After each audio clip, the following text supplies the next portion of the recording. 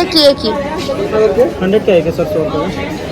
इसमें क्या है भैया? दूध है, केसर है, पिस्ता खोया चीनी दूध का है बना हुआ। ये जो व्हाइट कलर का फॉर्म हो किससे बना है? दूध से बना हुआ। दूध है, केसर है, पिस्ता खोया करारा दूध का है मतलब सारा। दूध का ही है। ठंड भी मिलते हैं ना। 4 महीने भी, और ये लास्ट ही है मतलब होली तक ही मिलेगा। क्या तो अगले साल से मैं यही लगाता हूँ इसी गली में, पराठे वाली गली के अंदर आओ मिल जाता है।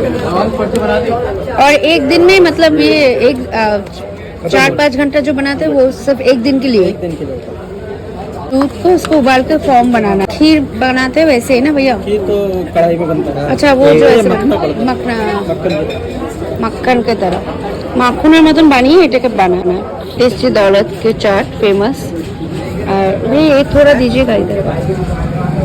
ये क्या है भैया? खोया।